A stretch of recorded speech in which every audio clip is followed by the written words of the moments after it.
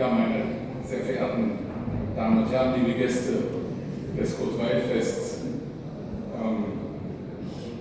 es ist mir wichtig, dass ich heute noch mal eine kurze Anmerkung mache. Zunächst vielleicht noch mal einen Applaus für den Abschluss, den musikalischen Abschluss, den wir jetzt gehört haben, womit das 25. Kurt-Weil-Fest 2017 ausgeklungen ist für das Junior Jazz Orchester Dessau der Musikschule Kurt-Weil.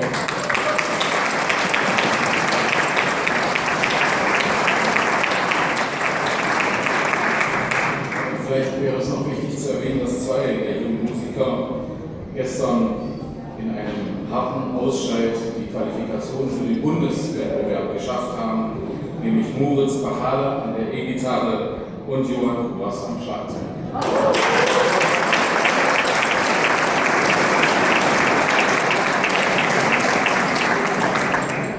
Ja, meine Damen und Herren, wieder einmal ist ein Kurt-Weil-Fest zu Ende.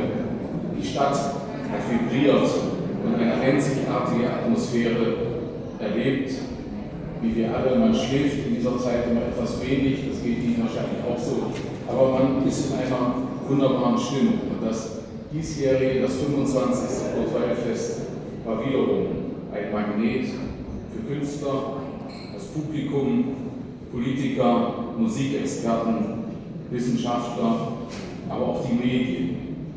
Und diesmal ist es etwas Besonderes. Einmal das 25., aber auch das letzte von Intendanten Michael Kaufmann. Und wie das so ist im Leben, alles hat seine Zeit. Und so nehmen wir heute von dem Abschied in neue Funktionen, in neue Schaffensperioden. Und seit 2010 hat er hier das Kurt-Weil-Fest geprägt. 2010 war nicht sein erstes, aber sein erstes eigenes Programm, was er uns gezeigt hat. Und ich habe es schon hier in diesem Raum bei der Eröffnung gesagt. Mich persönlich hat insbesondere die Städte-Trilogie bewegt, aber auch das Jahr unter dem Motto von Wilhelm Müller. Und Sie, Herr Kaufmann, haben es geschafft, unseren Wilhelm Müller, den wir immer glaubten, genau zu kennen, uns in ganz anderen Facetten, großem Charme noch einmal zu zeigen. Ja, apropos Eröffnung. Bei der Eröffnung haben wir schon die K-Frage diskutiert. Können Sie sich noch erinnern? Das ist nicht die Kanzlerfrage, sondern die Konsulfrage. Die hat uns besonders umgetrieben. Und die Mitglieder der Landesregierung hier, und ich werde am Ende meines kurzen Grußwortes noch einmal kurz darauf zurückkommen. Ja, Sie haben viel Anerkennung erfahren, Herr Kaufmann, von den Sponsoren, von den Verantwortlichen, von Vertretern der Stadt und des Landes, von den Medien, auch von den Veranstaltern, dem Kurt-Weil-Fest, der Kurt-Weil-Gesellschaft und dessen Kuratorium. Interessant war für mich aber auch, wie Ihre Intendanz im Spiegel der Künstler selber gesehen wurde. Und wir haben viele lobende Worte gehört zu Ihnen von James Holmes, Ruth Ferrer, der Pianistin Hülsmann und Ulrich Zug. Eine besonders liebevolle Anerkennung bekamen Sie jedoch von Nils Landgren während des Konzertes in der Werkhalle der DB Standhatte. Viele von Ihnen waren dabei. Er spielte mit den jungen Musikern ein Stück einer Band, das sind seine schwedischen Landsleute, eine relativ unbekannte Band, die heißt ABBA, glaube ich. Und er spielte das Stück Super Trooper. Und er erklärte, bevor sie anfing zu spielen, was Super Trooper bedeutet im Deutschen. Einmal sagte er, heißt das so viel wie Kumpel oder Freund, aber zum anderen sei es auch ein Begriff für so große Scheinwerfer, wie sie in Hollywood benutzt werden. Und er sagte, Sie seien so ein Schauspieler, dessen Licht Sie allerdings nicht auf sich selbst, sondern auf andere Künstler werfen. Und ich glaube, das ist ein sehr schönes Kompliment für Sie, Herr Kaufmann.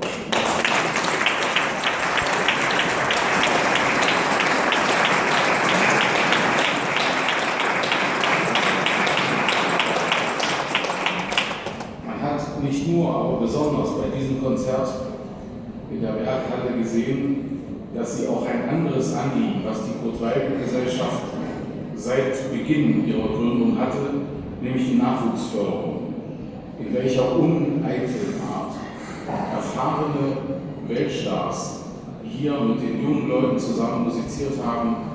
Das gibt wirklich Hoffnung für die Zukunft und Sie haben im Hintergrund die Fäden dafür gesponnen. Auch dafür herzlichen Dank, Herr Kaufmann.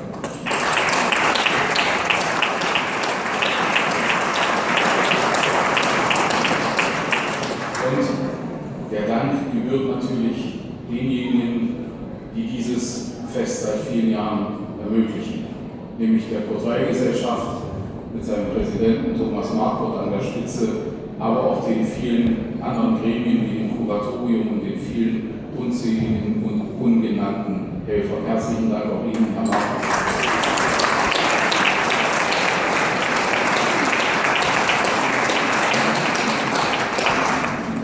Es ist mir wichtig, noch eine andere Anerkennung auszusprechen, nämlich für unsere heimischen Künstler, die an diesem Fest mitgewirkt haben.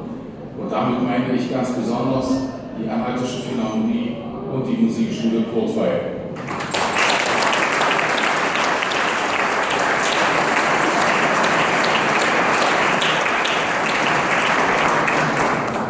Für gewöhnlich steht ein solches Orchester oder ob jetzt Jugendorchester oder Philharmonie, immer etwas im Schatten der großen Stars, mit denen sie zusammenspielen, mit Ute Ferrier, der Pianistin Hülsmann und weitere. Und diesmal hatte ich ganz besonders den Eindruck, dass sie eben nicht im Schatten stehen, sondern in ihrer eigenen Perfektion und auf Augenhöhe mit den großen Stars zusammenspielen. Und das macht mich stolz auf dieses Haus unserer Stadt.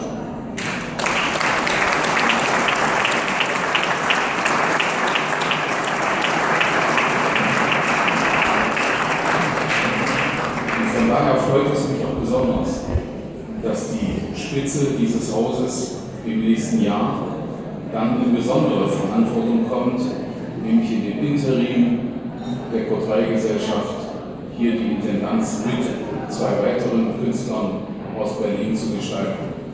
Und ich glaube, Sie haben sich für diese Mitintendanz im nächsten Jahr in voller Weise bewährt und haben bewiesen, dass Sie das können.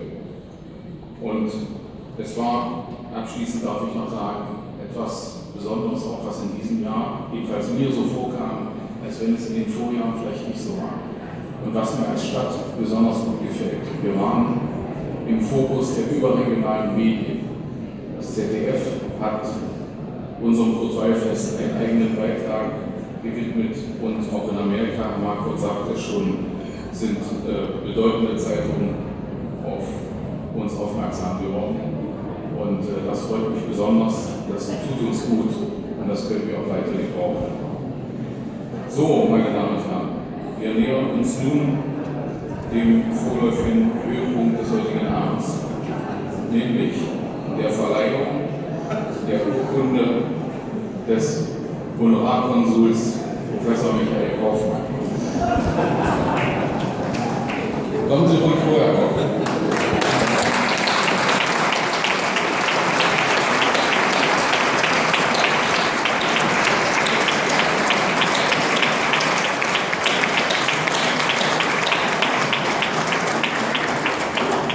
Wir haben uns nochmal in der Botschaft erkundigt, welche Rechte und Pflichten so ein Konsul hat. Und das darf ich kurz, das ist interessant für Sie zu hören, was da alles so dabei ist. Also der Konsul ist der bevollmächtigte Vertreter eines Staates in einem anderen Staat. Können auch Kommunalstaaten sein. Und dem Konsul obliegt in der Regel die Wahrnehmung der Interessen des entsendenden Staates auf den Gebieten des Handels, der Schifffahrt und des Verkehrs. Wir haben mit Zustimmung der Botschaft eine Ausnahme gemacht, auch für die Musik gibt es also neuerdings Konsul. Die Berichterstattung über wirtschaftliche Vorgänge im Empfangsstaat und Schutz der Interessen einzelner Staatsbürger des Heimatstaates gehören ebenso dazu. Last but not least ist der Konsul, jetzt müssen Sie genau hinhören, ist der Konsul von der Gerichtsbarkeit des Empfangsstaates für Handlungen befreit, die er in amtlicher Tätigkeit ausgeführt hat. Also ich weiß nicht, ob das Knöllchen in Ludwigshafen dazugehört, aber Sie können mal sagen, für uns tätig. Ja, also es ist auch ein Glück, finde ich, dass Herr Kaufmann jetzt nicht in irgendwelche unbekannten Teile dieser Erde verschwindet, sondern die meiste Zeit wohl in unserer Partnerstadt Ludwigshafen sich aufhalten wird, und grüßen Sie unsere Partnerstadt ganz herzlich.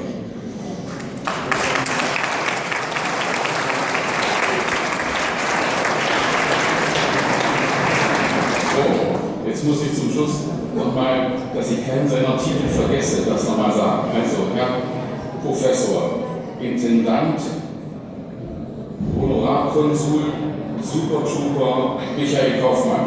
Ich verleihe Ihnen diese Urkunde als Konsul der Stadt Dessau, ich darf das noch verlesen. In Würdigung und Anerkennung seines Engagements als langjähriger Intendant des Kulturfestes in der Stadt Dessau-Rosslau wird Professor Michael Kaufmann der inoffizielle Titel eines Honorarkonsuls in Musica der Kurt-Weil-Stadt Dessau-Rosslau in Dankbarkeit verliehen. Herzlichen Glückwunsch.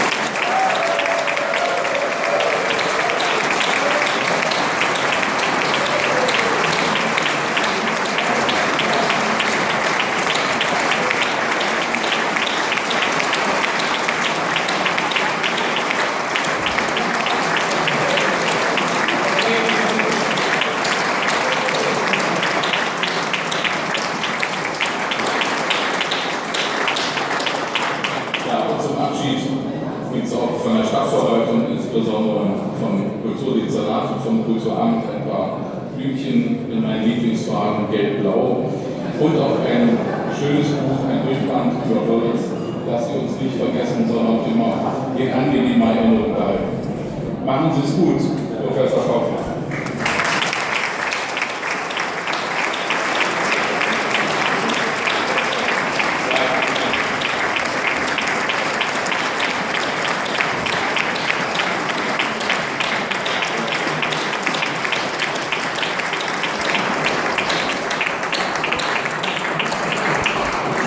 Jetzt nochmal gemeinsam an auf seine erfolgreiche Arbeit, auf die erfolgreiche Zukunft des Kurt-Weil-Festes unter Leitung dieses Hauses. Und ja, einen Konsul kann man natürlich nicht verwehren, er möchte danach auch noch ein paar Worte sprechen, aber das kann man einem Diplomaten jetzt nicht im Ernst verwehren. Aber Prost erstmal.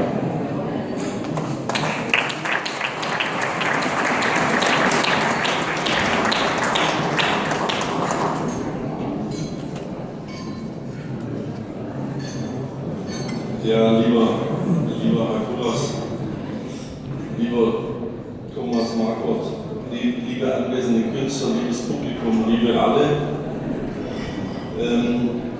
Ich finde es jetzt natürlich schade, dass Schifffahrt ausgenommen ist, das muss ich ganz klar sagen. Aber okay, vielleicht kann man das ja in der Aufbaustufe dann noch wieder dazu nehmen. Also erstmal muss ich sagen, fühle ich mich überreich beschenkt. Und wenn ich das jetzt pathetisch sagen würde, eigentlich sogar von Ihnen allen irgendwie auch geliebt für das, was ich gemacht habe. Und dabei ist das gar nichts, was ich alleine gemacht habe, sondern das ist das Ergebnis, das Werk, die Entwicklung von ganz vielen Menschen. Und deshalb würde ich gerne diese vielen lobenden Worte annehmen, eigentlich vor allem, muss ich sagen, die vor und hinter den Kulissen und über viele Jahre und manchmal nur an einem Abend das möglich gemacht haben, woran wir alle unsere Freude haben oder was uns zum Nachdenken bringt, was uns vielleicht manchmal auch ein bisschen traurig macht, aber was einfach durch diesen Kurt Weil und durch diese unfassbar tolle Geschichte dieser Region uns immer wieder mitgegeben wird. Und wenn das gelungen ist in den letzten Jahren, da ab und zu mal darauf auch den Super-Trooper zu richten, dass die Menschen in dieser Region allen Grund haben, Kraft zu schöpfen und stolz zu sein auf das, was hier ist und daraus Energie für die Zukunft zu entwickeln, dann hat, glaube ich, das Fest und dann meine Arbeit was gemacht, was mir zumindest sehr am Herzen liegt. Ich habe mich hier vom ersten Tag unglaublich wohl gefühlt, zu Hause gefühlt. Ich tue es immer noch, ich gehe nicht leicht hier weg. Ich lasse mir irgendwas einfallen, was die Partnerschaftsgeschichte betrifft, auf jeden Fall. Und hoffe, dass wir da was machen können. Und ich hoffe, dass Sie sich freuen, wenn ich in Zukunft einfach alles besuche, hier komme und mich zu Ihnen setze und genieße und freue, was die jetzt nachkommenden vier Leute da machen und auch in Zukunft. Sie haben mich über alle Maßen beschenkt und sehr glücklich gemacht. Ich danke Ihnen.